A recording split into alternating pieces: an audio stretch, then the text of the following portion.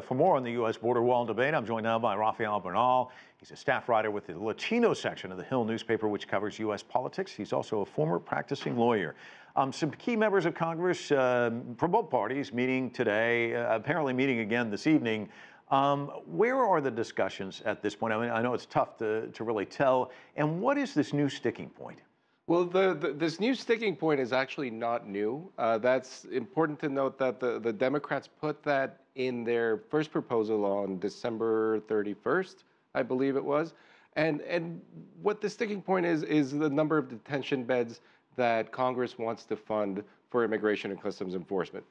Democrats want to put a low cap on it in order to force interior enforcement to focus only on the criminal element and leave who they call otherwise law-abiding undocumented immigrants alone to go about their lives. It's interesting, Donald Trump in El Paso, he's going to have this rally, try and gin up the base. The re-election campaign undoubtedly underway. Beto O'Rourke, who may run against him, has another rally in El Paso, not very far away. Both of these guys very good at generating a lot of interest, good at social media. Talk to me about that dynamic, and can either of them influence what happens this week? Well, it's the dueling rallies El Paso is usually forgotten about in Texas politics, let alone national politics. And this weekend, everybody and their brother has been in El Paso. You had Majority Leader Steny Hoyer was there. And of course, now Trump is there. And El Paso's favorite son these days, Beto O'Rourke, is having this competing rally. I don't know how much they can shift the narrative.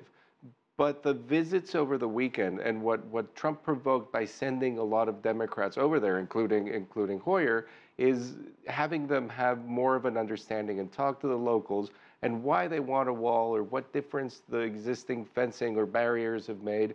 And that part can't be good for Trump, but in terms of exciting his base in East Texas, his rallies are usually very successful. National emergency, executive action, we're hearing a lot of words being bandied about. What's the likelihood of any of that, of another shutdown? I mean, how many scenarios are we looking at? Pretty much innumerable scenarios, but I think Congress is going to do whatever they can to avoid another shutdown. Shutdowns are very costly on an individual level for members. This last one certainly was. They don't want the impression that they're not doing their job, either Republicans or Democrats, Senate or House. But Trump can't take a loss on the wall because that is his core issue. And that might create an impasse. Now, the emergency declaration might be the best thing that ever happened to both Republicans and Democrats. The blame for that would be wholly on Trump, and that would go to the courts to decide whether he can declare an emergency over this, and that buys people time.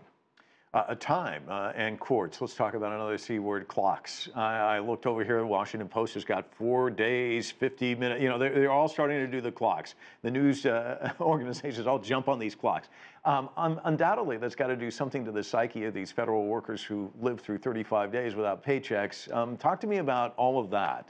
Well, it's terrible. And you have federal workers who interact a lot with citizens every day. This isn't some dark part of government that's closing down. You have TSA that's vulnerable to shut down, park rangers. In general, DHS has contact with citizens on a daily basis on things that affect everybody's lives.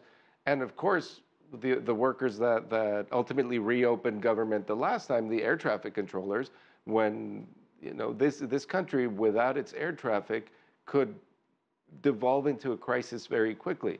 And I don't think government workers will have a lot of patience. They're not going to wait 35 more days without a paycheck. Yeah.